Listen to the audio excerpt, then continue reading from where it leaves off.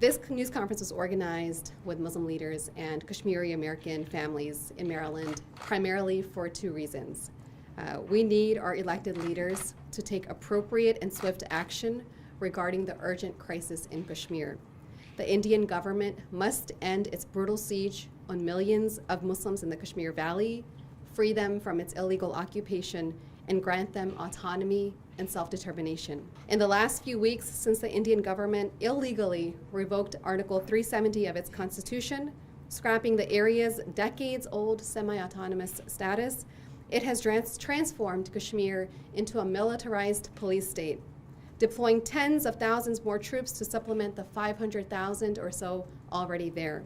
This move has officially made Kashmir the largest open-air prison in the world. It's very important that this humanitarian crisis, which has global implications, not be left ignored.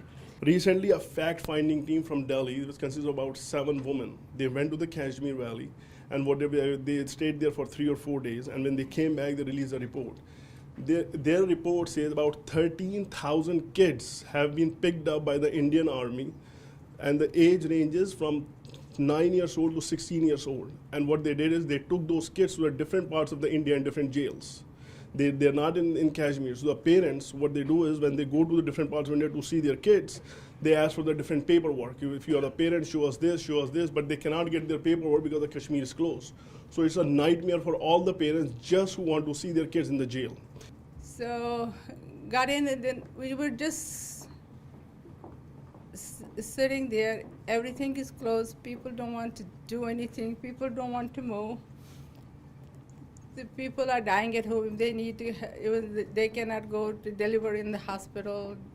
Even if they go to hospital, there's nothing much hospitals can do. They do their best, but there are whatever little they have. So I spent 3 weeks there, watching the people suffer, living in that prison. And then I had to leave. I felt guilt. I felt I abandoned them. But I had to leave. The person who was banned to come to USA, he was not even allowed. The Prime Minister of India, Narendra Modi, was not allowed to come to USA until just few years back because of his record on destroying the humanity, because of his record of being a tyrant, because of his record of atrocities. He was not allowed. Now he comes here, gets a warm welcome, and not only the warm welcome, the President of USA attends his rally and holds his hand while he is detaining millions in their houses. He's making kids not to get food. He's making ill people not to go to the hospitals. He's making students not to go to the colleges and schools. And he's rewarded for that. He's been honored for that. My grandparents, they live in Kashmir. And every weekend, my mom used to call them, FaceTime them, and we'd have a family talk together. But now it's harder to contact them, and we miss them very much. I want to talk to you about what it's like the day-to-day. The day-to-day, what it's like to walk into our mosque. Specifically these past 55 days, where there has not been a time where I walk into our mosque where someone doesn't stop me, where someone doesn't tell the story that you heard from the 3 folks who spoke just before me, where a child doesn't come up to me and say, am I going to be able to talk to my grandparents or my uncles or my aunts or my cousins? It happens daily where everyone is feeling the pain. And you know what? It's not happening just from people who live in Kashmir or who have friends or family in Kashmir. It's the entire community. There are neighbors who are not necessarily Muslim who are coming and saying, this is atrocious, this is a tragedy, we need to do something.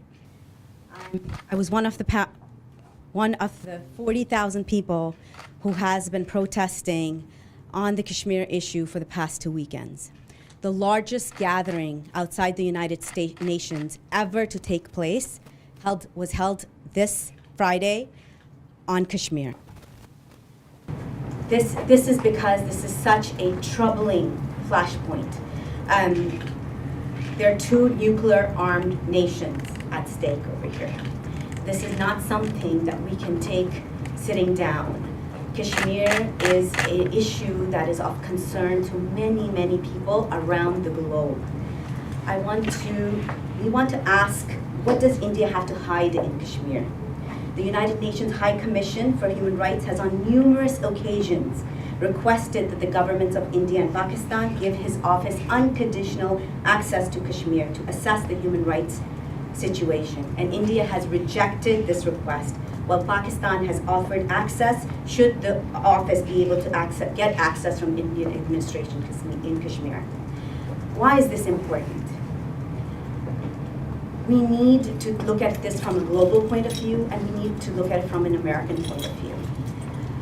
When Prime Minister Modi is welcomed to the United States after being banned for 10 years, and is being touted, and he's on stage and he's holding the hands of our president, the message that we are sending to the rest of the world is the United States stands on the side of oppressors.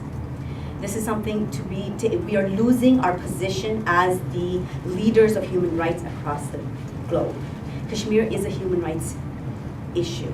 There's a 500-page report that we published on torture in Kashmir, issued by the parents of missing people in Kashmir. 500 pages of torture. And this is what our president is standing hand in hand with. And we have to realize what the background of Prime Minister Modi is. Prime Minister Modi is a lifelong member of the RSS, which is inspired and patterned after the Nazi regime, after Hitler's Nazis. So this is very open. You can look this up and to see the similarities between what RSS thinking is and what Prime Minister Modi is doing across his nation. There are right now 2 genocide alerts in his country, more than any nation in the world. One in Kashmir, a genocide alert issued by Professor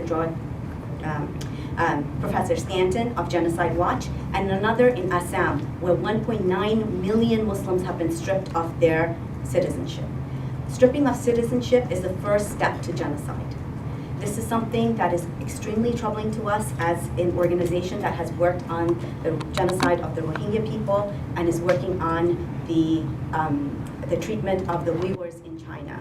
We see very similar tactics being used against these people and the people of Kashmir, and therefore we demand that our elected officials, we would like to have them take leadership, not just join into the chorus. We want them to take leadership and sponsor the Kashmir Human Rights Bill. Thank you. Thank you so much for coming, and we hope you have a great day. Thank you.